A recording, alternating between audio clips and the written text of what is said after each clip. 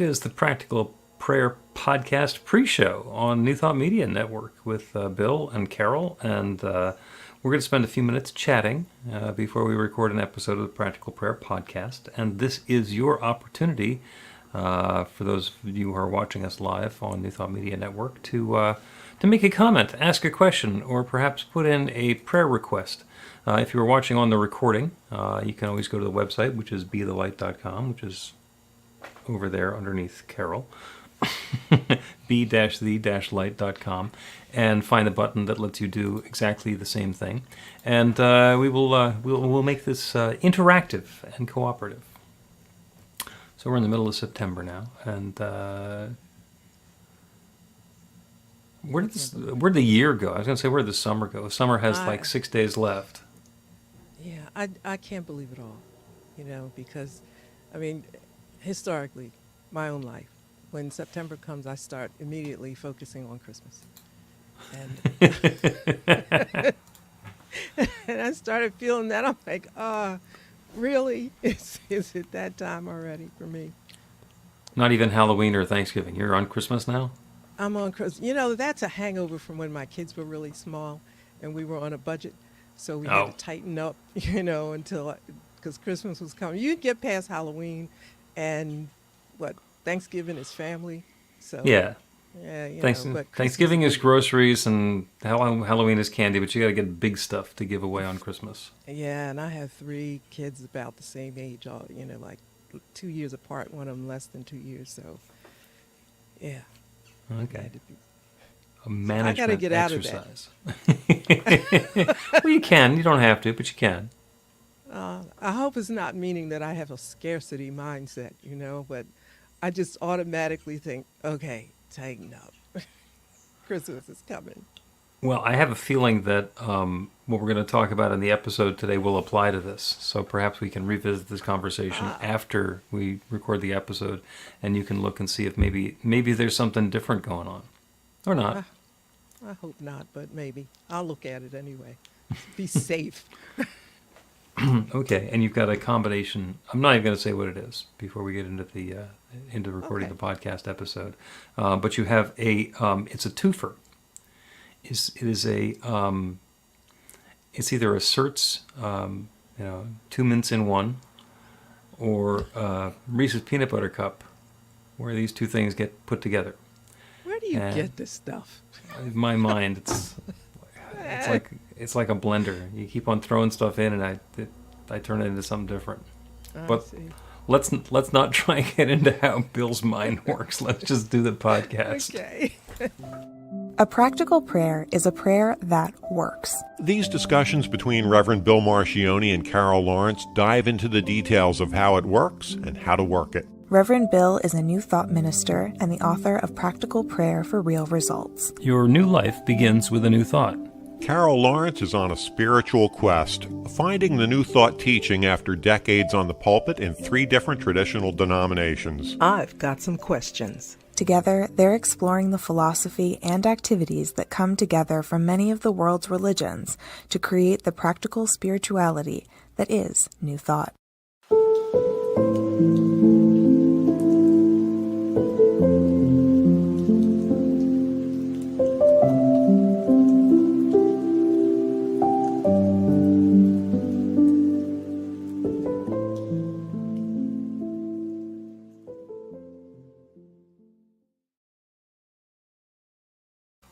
Welcome to the Practical Prayer Podcast. I'm Carol, here with Reverend Dr. Bill Marchiony. You have a wonderful topic lined up for us today. In fact, it is a double topic. Okay. But I'm going to let you explain it.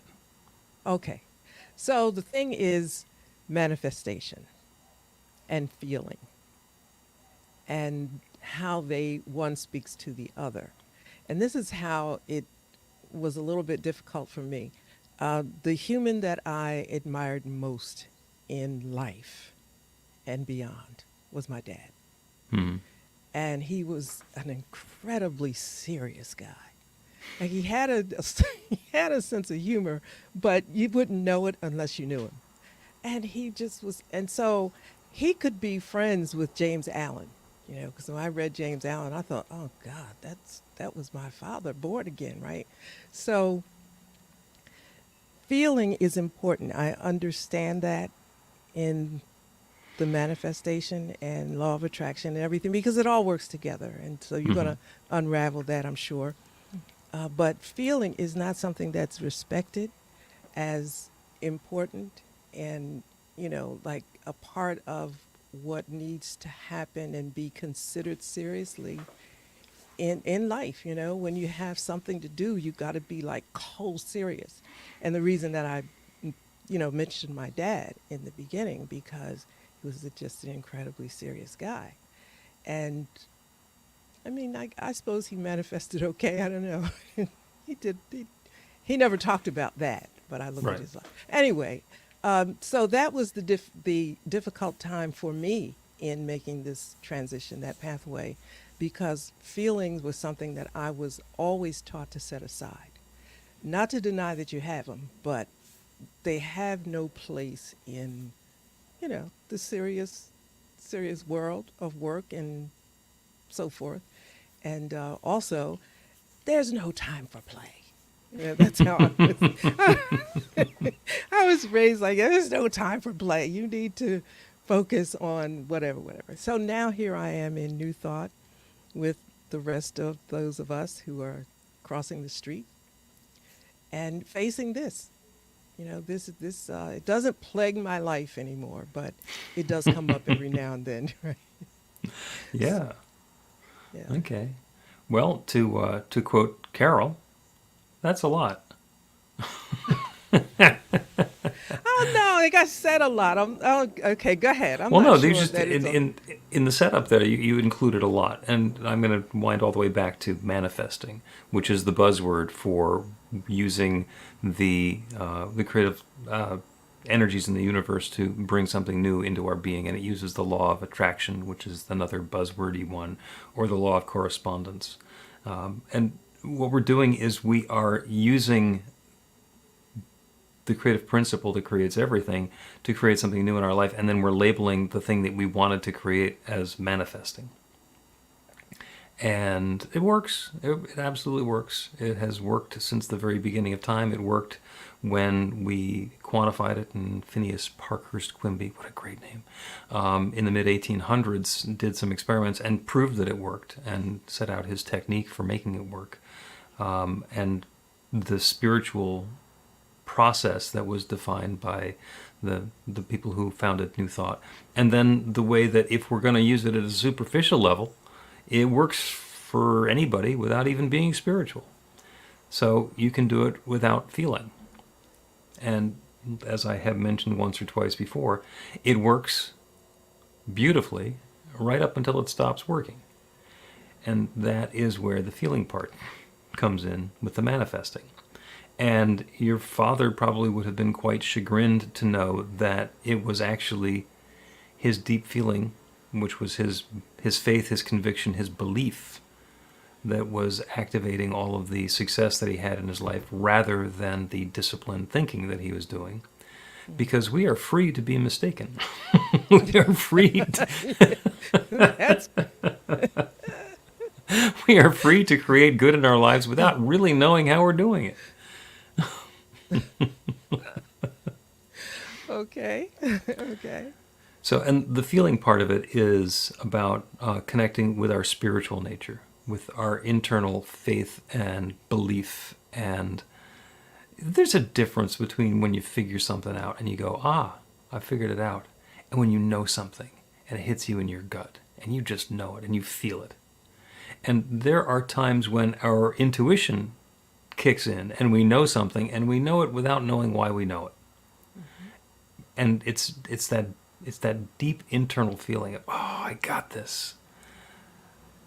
That's the one that's indicating our belief. That's the one that we have faith in. And if we focus more on the feeling, then we are actually going to be much more adept at changing the experience of our life, or to simplify it, manifesting. Yeah. So let me respond to that with a confession. Okay. So Okay. Do I need to close So- the little curtain here or something? No, but when I can see negative feelings, how they manifest into negative things, I can see that. And we all can. That's not a big deal, especially if you are from, the traditional church across the street, and you really pay attention, you connect it, and you look at what's really happening. There is no problem whatsoever in understanding how negative feelings and thoughts and moods and all of that manifest into crap. Or, the That's a things in your life. that's a spiritual term, right? Crap. Yeah, Okay. that you don't want. Then there is, if there is that, if there's truth in that, then there is the opposite of it, which means good feelings and so forth will manifest into good things. And I actually did it, but I had to make a really conscious effort. I'm telling the truth here because there may be somebody who's having problems with that. And I've seen myself do it over the years, a little bit, a little bit. But then I decided, listen, and see, when I get sick and tired of something, that's it. And I decided, Time to go. you know what? I'm doing this. I am doing this. And I experienced so many aha moments. And yeah, I just did. It works. I mean, it just works. There's a direct correlation. The thing that is sad to me, though, when I see and hear the negativity from others and I see it bringing on crap and pain, and I can't help them understand the correlation between feeling and manifestation. Maybe that's what made me think of it in terms of a subject for today. Okay. Because it's real. It is real. Yeah, there's a really simple exercise that you can do, and it's a thought experiment. You don't even need a piece of paper or a pencil or laboratory equipment to do this experiment. So, and I'm going to invite Carol to do this, and also anybody who's listening, you can do this as well. Bring to mind something that you do not have in your life experience now that you would like to have.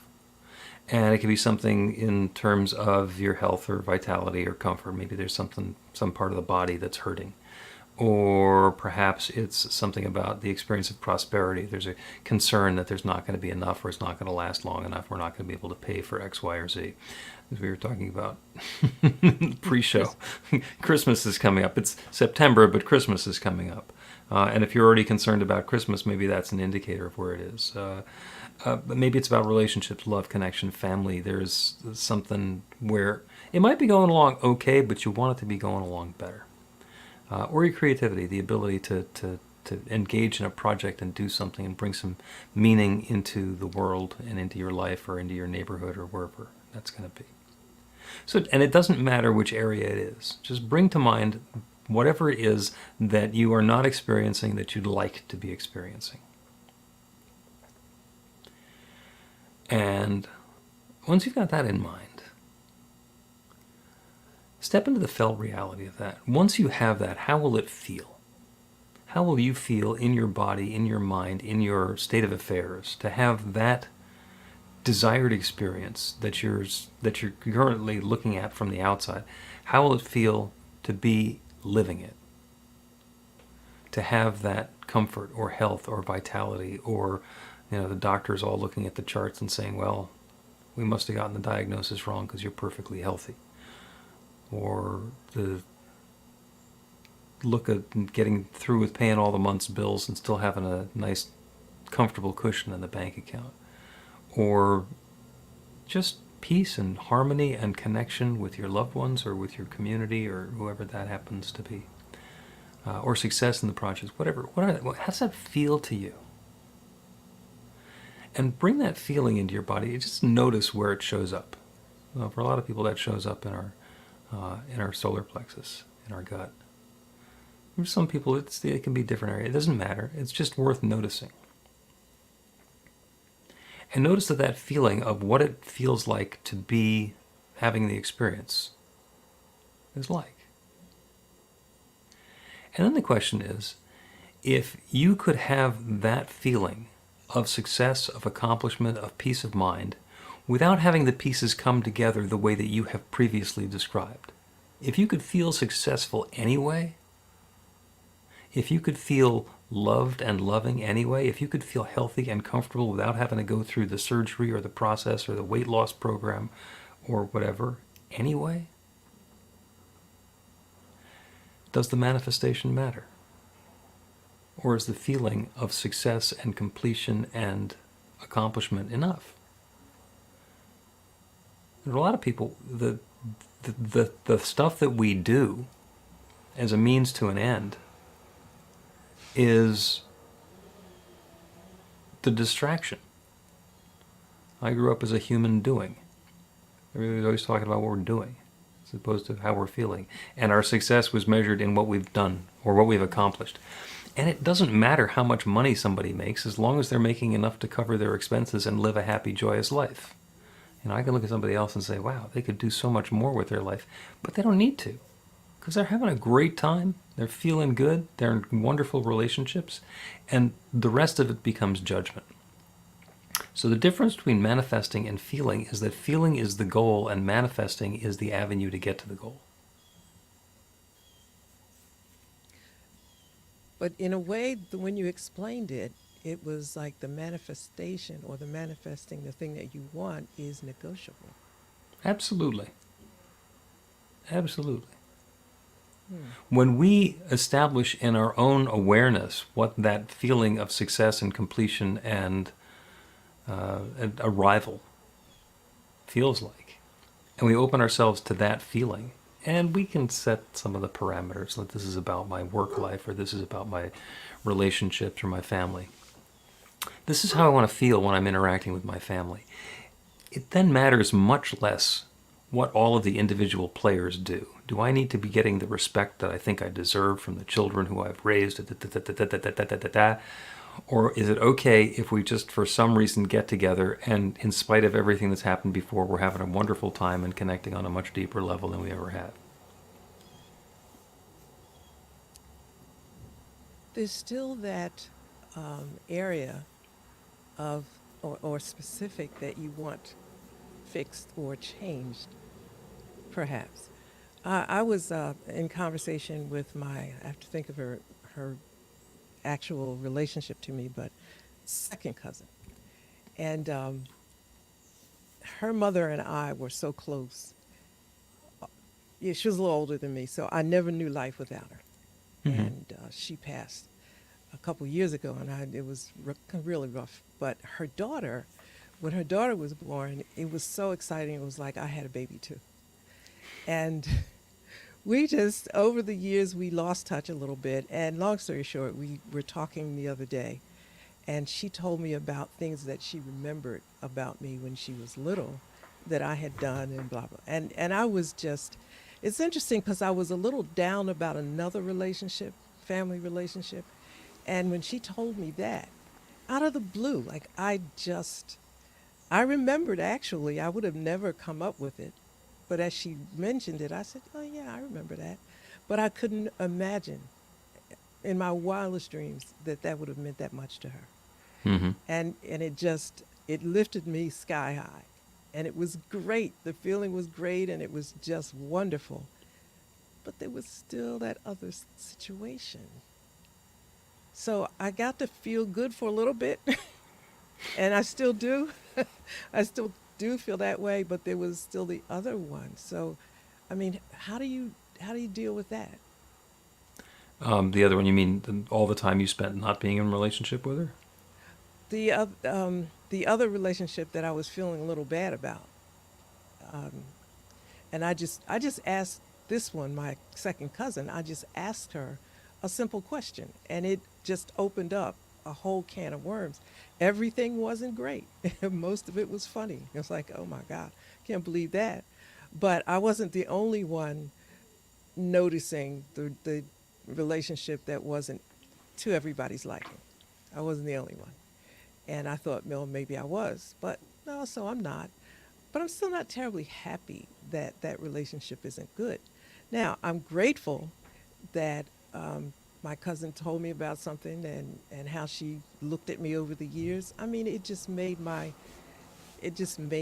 day, more than my day, just working up for her, just great. Yeah. But then there was still that little bit of something. So what about,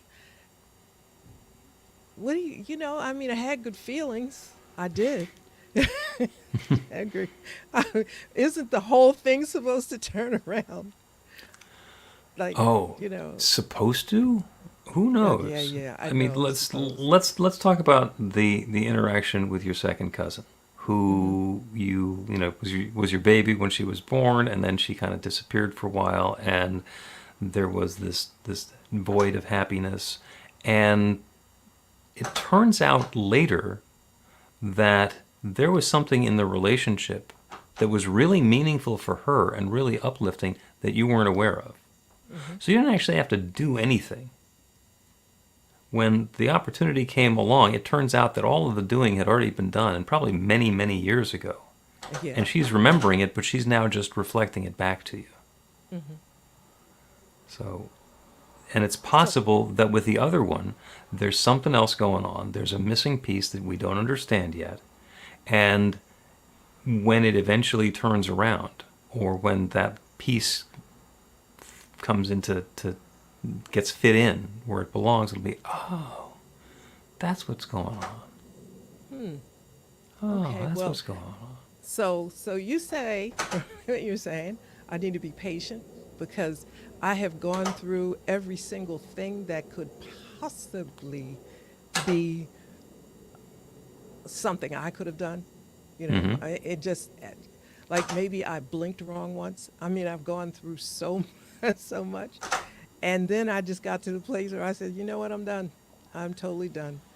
I can't. I have no more energy, no more life energy for this. It's just done. Mm-hmm. So what you're saying is that when it's going to all turn around, and there's going to be something like, you stepped on an ant and I didn't like it. I don't know, just Whatever. Yeah. whatever. Yeah. So yeah. So I'm all out. Yeah. I'm all out, and I was real happy with that. Then this other relationship came. I mean, revelation of what I meant to her, and I thought, well, that's that's good. That's good enough to go out with. Mm-hmm. The other one I would certainly like that to be different, but hey, so if it doesn't happen at this point, I got nothing left for it. Um, but so my feelings are not right about that. No, your feelings are just right about that, and your feelings are, in all likelihood, the solution or the necessary step in what's going on with that relationship. So we can focus on, well, there's a problem with the relationship, and you know that there is because you can describe it and define it and explain it, and there's like this feeling that's going on there, and you can dig through all of your memories and thoughts and ideas and understandings and try and figure out what's going on. And if instead you switch to what is the feeling that you want to have with this person, which generally is, I want to feel love for this person, and I want to feel loved by this person, and I want to feel harmony and peace and connectedness in my experience and in this person's experience and in the relationship between the two of us, and just see them in the light. See the relationship as love unfolding and an opportunity for more good to flow into the world, and just see it that way, and then see what happens. Hmm. You don't have to be patient, you have to be present. Okay, I'll see if I can. See if you can do that. I'll see if I can muster up enough energy left to do that. I mean, my cousin gave me such. I can't. I'd have to find the words because I wrote them all down that she gave me. But it was like, look, done. Some people,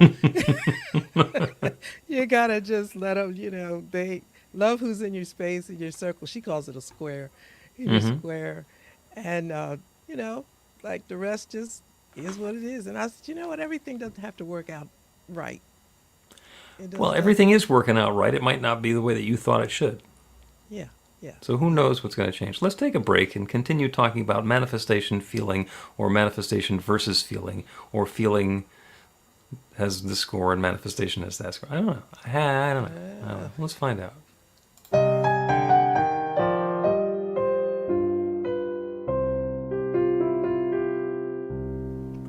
Are you ready to get results? Now, that's not a rhetorical question. Are you ready to get results? RUR2GR.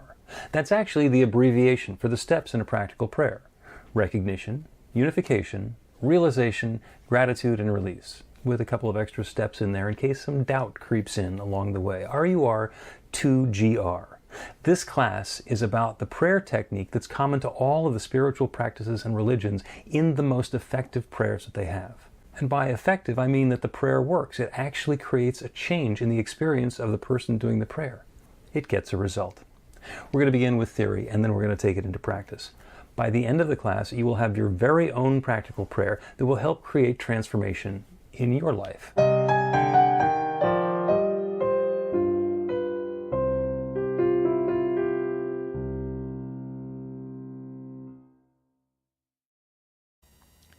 Welcome back to the Practical Prayer Podcast. I'm Carol, here with Reverend Dr. Bill Marchiony.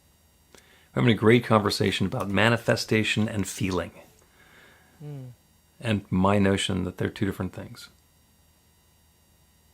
So, okay, you said they're two different things. And I'm asking, is the one, that is the feeling part, does that lead to or influence the manifestation? 100%. Okay. 100%. It happens in the feelings, in the consciousness, in the awareness, in the intention. And then the manifestation shows up. And people say that it's because of the words that you use, the magical incantation. You know, I am prosperous. I have plenty of money. I have my wonderful relationship. I have my perfect home. And it's by saying those words that we create or manifest the experience. And the words are important. The words are hugely important. But if we don't believe the words, it doesn't matter what words we use. And if we do believe it, the words don't have to be nearly as specific as the folks who are talking about how to craft an affirmation would be.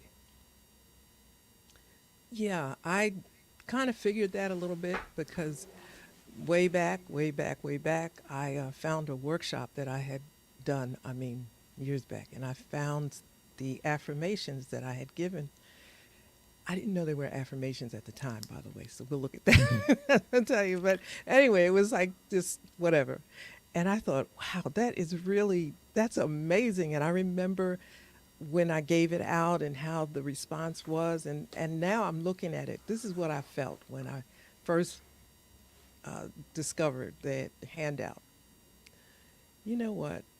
This was nothing, right? Because you didn't explain, because I didn't know at the time, it's about what you believe. So you could say these words forever. And everybody was excited. I'm telling you, I remember it just like yesterday. They were ready to lift me. I couldn't figure out what they were so happy about. It was like, really. I was like, this is cool, stuff to say. But I thought, I never talked about, do you really believe this? Because it's a feel-good moment, Yeah. And I use that term a lot of times. People are having a moment, which is good. It's nice to have a moment. But it goes away if it's not in your belief system, And I think that's where the work starts, or the work needs to happen. Yeah, and that's the point that I made, is that, manifesting and affirmations work right until they stop working. And they stop working when we hit the end of our intentionality and get into our belief system. If I claim something that I believe is possible, the affirmation is going to work beautifully. If I claim something that I think might be possible, then as long as I'm willing to open myself up and say, yeah, this is possible and it's possible for me, then it can work. And if I claim something that I absolutely positively know can't happen, then it will not happen, because that's what I believe. I use these little things for myself. No big deal. I say, Carol, you really believe that? Mm-hmm. You really believe that could happen? And I wait for an answer, Mm-hmm. and I'm honest, right? You know what? Oh, I'm not too sure about that. So after I'm too sure about it. It sounds good, but maybe you need to dial it down to where you can believe it and work your way up. Yeah.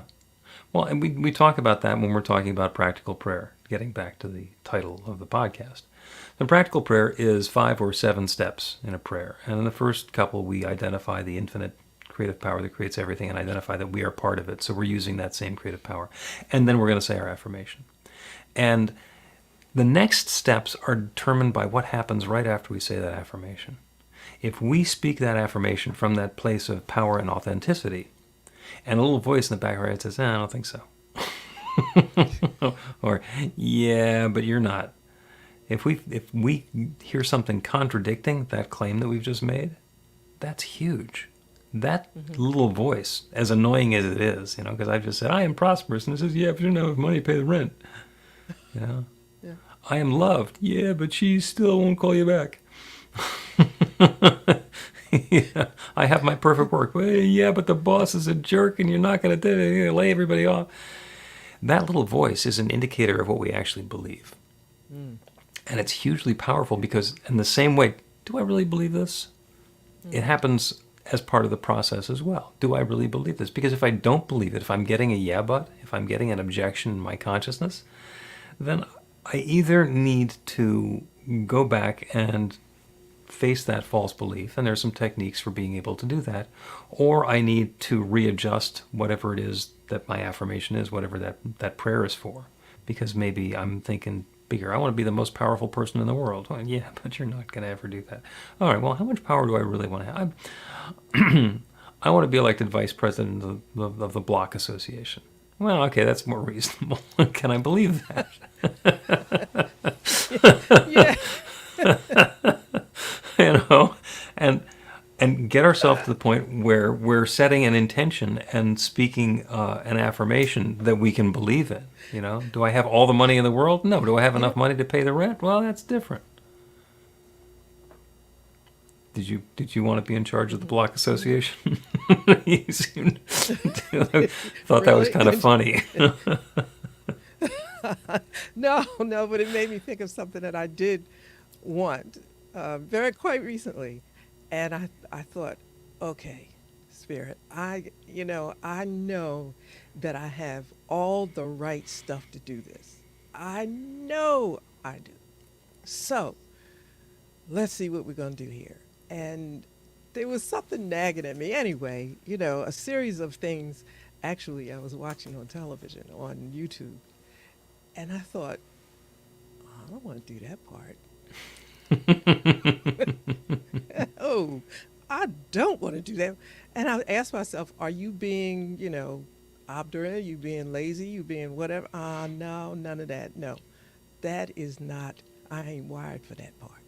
And if that part is a major part of making it happen, you got to step back and say, listen, Carol, you better, redo your vision thing, okay? Because this part is major, and you are admitting that you don't want to do it.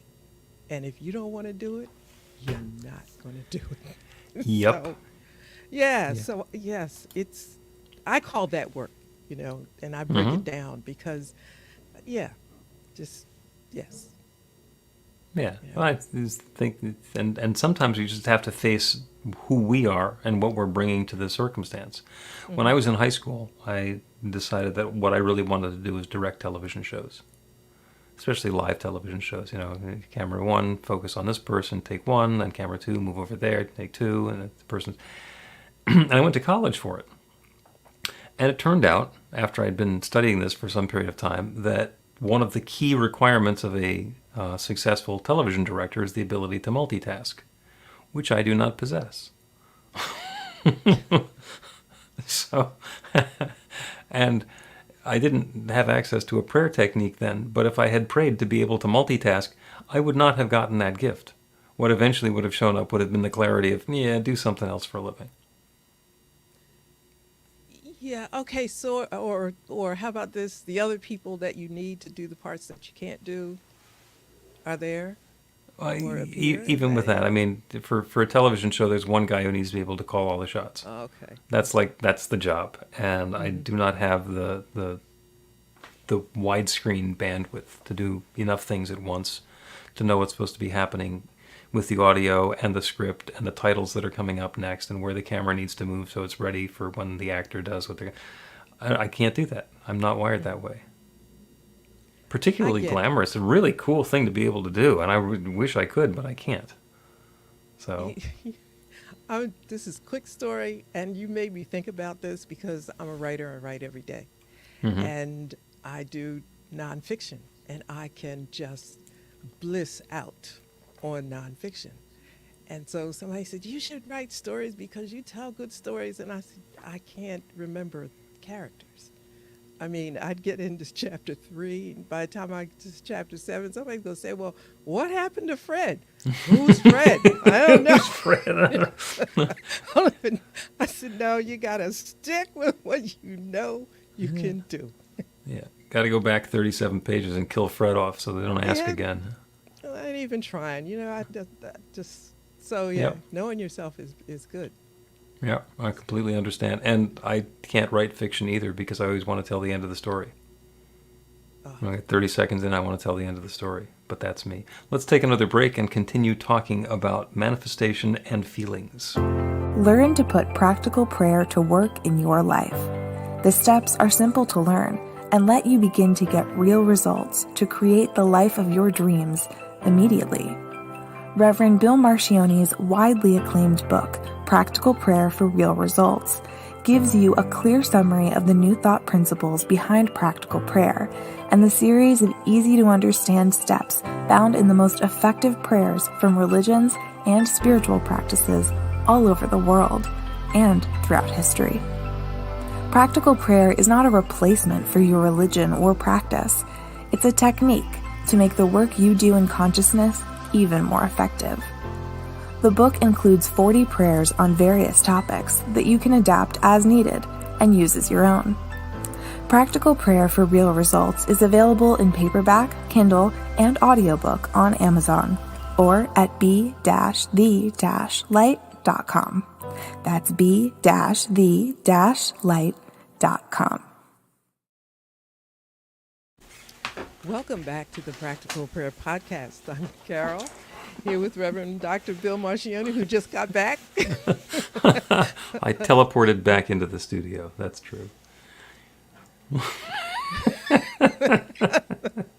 Oh, just to be gleeful. We've been talking about manifestation and feeling, and it is a wonderful topic and juxtaposition of topics because when we want to have a manifestation or we want to create something new in our experience, the key to it is the feeling of what it's going to feel like to have that as part of our life. Because if we can't imagine feeling that level of success or love or connection or satisfaction or prosperity, then we really haven't made room for it in our consciousness. So that's going to be like the... that term. Yeah. I like So that room for it in our consciousness. We need to make room for it in our consciousness. Yeah. Yeah. And there's so many times when I will be doing work with somebody who wants to have a relationship. Oh, I want to have somebody in my life. I want somebody to share my life with. I want somebody to wake up with and go to bed with and just like be my partner. And I say, is there room for their clothes in your closet? Well, no. Are you willing to clear out half of your stuff so that there's room for them in your closet? Well, I'd never thought about it that way. Okay, well, what are you holding on to? What else are you not willing to let go of to make room for this new relationship? Because then a lot of times we've made an assumption, of course I'll change everything when the right thing shows up. Well, start changing it now. Yeah. Yeah. Bullets on that one. there are. That one's on semi-automatic. So let's do a practical prayer.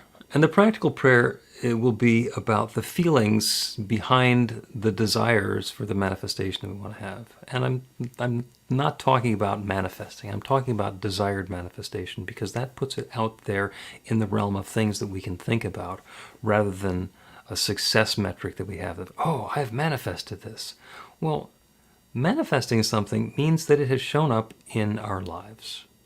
And manifesting something is almost always the unfolding of the natural order of things, perhaps in a way that's completely unlike what had happened previously or what anybody had imagined could happen up until that particular point. But the manifestation is just a change in the trajectory of our experience.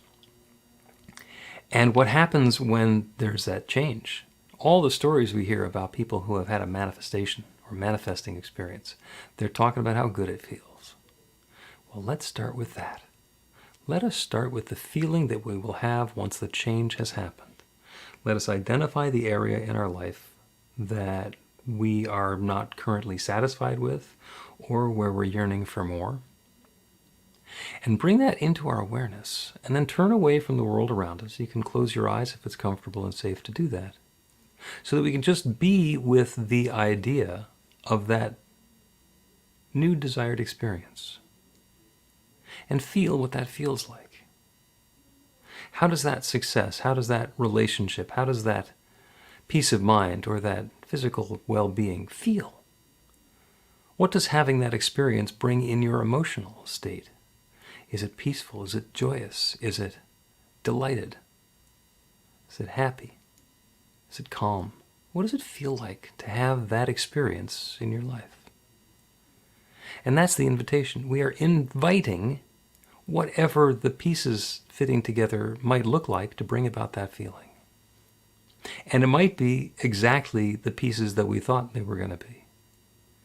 And it might be something so wildly unexpected that we never thought could bring about this feeling that brings the transformation into life. And this can happen because there is one infinite creative power, one divine source, one infinite essence, one love, intelligence, power, presence that shares itself as all of its creation. In the beginning, there was only the one, whether we describe it as God, as explained in Scripture, or the Big Bang, as explained by the scientists. There was only that one that began revealing and sharing and unfolding and evolving itself into everything that exists everywhere. That divine power and presence is everything that exists. It is everywhere, every moment, every particle, every planet, every person, everything. And that means that it's me, and it's each one who is listening to this prayer. That infinite creative power is indwelling. And I know that it is already bringing about a chain of experiences and unfoldings that bring to each of us that feeling of success, of connection, of health, of vitality, of comfort, of peace of mind, of prosperity, of love, of harmony, of balance, of creativity that we are seeking. That feeling that we are inviting is already coming about, and the pieces are fitting together in a way that bring that feeling to us, that changes our experience, that transforms the experience that we're having.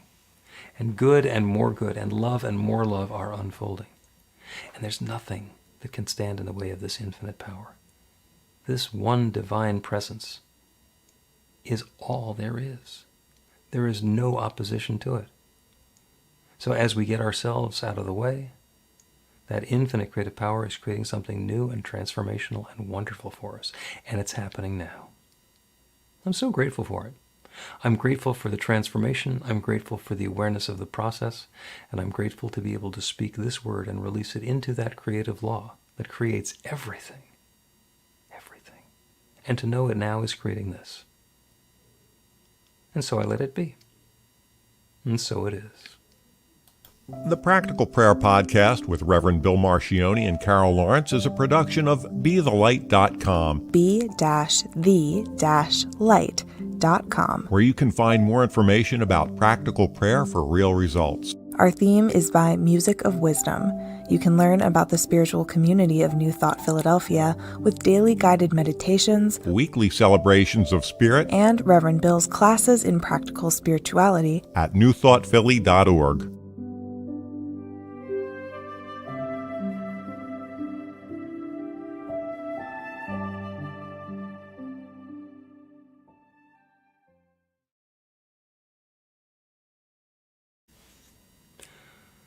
That is the Practical Prayer Podcast for the 16th of September. For the middle of September, the last week of summer. Selah. I can't believe it. I actually went to the calendar this morning to see if the first day of fall was actually the 21st of September, or is it October? Like, do I have September. another month of No, summer? you have another week. It's Yeah. next Sunday. I can't believe it. I mean, it is, but Yeah, well, so Memorial Day weekend, I went over to the home supply store and I got some edging bricks to put around the front garden. And they are still piled at the end of the driveway. Whoops. well, look, at least you got them there. You know, I went to Home Depot to get these stones. They're the big ones, and they're from Mexico, and then they have whatever. And I had them picked out, and the guy said, "I'll put them in your car for you." Right, they're 50-pound bags, and I wanted one or two, and I thought, okay, to get these where I want them to go, I gotta open the bag and take them out. You know, rock by rock by rock. I can't. Right. From the trunk of the car. Yeah, I said, I think I can do that. But I wasn't feeling it that day. And I went back. and I kept going back to see, make sure they were still there. So the day that I decided, all right, this is it. If they stay in the car till next summer, I'm getting them in that car because I want these rocks. You know they're gone, right? Of course, they ran out. They ran out. So now I'm online looking. So I'm thinking, congratulations to you. At least you got them home. Oh, well, thank you. I feel so much better about myself. You should. Now I got to figure out, do I go to another Home Depot? Do I try to get them online? Or am I going to have to wait till next year when they will cost more, by the way, I'm sure. So you did a great job. Congrats. Thank you. Thank you. I will keep that in mind the next time I do the self-critique about, really, this pile is still out there? Yeah, if I'm banging my snow shovel into this pile of pavers over the winter, then I'm going to really feel like an idiot. I'm going to leave it alone. Okay, I'm well, thank you. feeling real idiot like right now. I even go back when I go to Home Depot because I love the store, so I go there like 2-3 times a week. I go to look at the empty shelf. You go look to see where your stuff used to be. And thinking, are they maybe going to get another couple bags? Doubt it. Eventually. Or they'll Yeah. put the rock salt on the shelf. Yeah. All right. Well, thank you. This is a wonderful episode. Thank you to everybody who is joining us on New Thought Media Network. I see we got a thumbs up from Lynn. Thank you for being here, Lynn. Always love to have you along. And if you have a comment or a question, well, you haven't so far. But if you're watching on the replay, you can always go to bethelight.com, be-the-light.com, the website. And in the Practical Prayer section, there's a comment button. So you can put in a comment or a suggestion or a prayer request, and we will get to it. Carol, thank you very much, and have a wonderful rest of the summer. All week. Please help us say thank you to our organizational sponsors, including the Hefferland Foundation, Affiliated New Thought Network, International New Thought Alliance, Science of Mind Archives and Library Foundation, Center for Spiritual Living Denver, Center for Spiritual Living Midtown, New Thought Philadelphia, Planned Happiness Institute, Summit Center for Spiritual Living, One Heart Retreats, Center for Spiritual Living on the Lake, Unity Kitchener, Unity Spiritual Center Ottawa, Om Center for Spiritual Living, Satya Center, Begin Within Ministries, Center for Spiritual Living North Jersey, Unity of Savannah, and the Center for Spiritual Living Seattle, as well as all of our individual donors. Thank you for being part of the New Thought Media Network. Please like, share, and subscribe. New Thought Media Network, positively inspiring.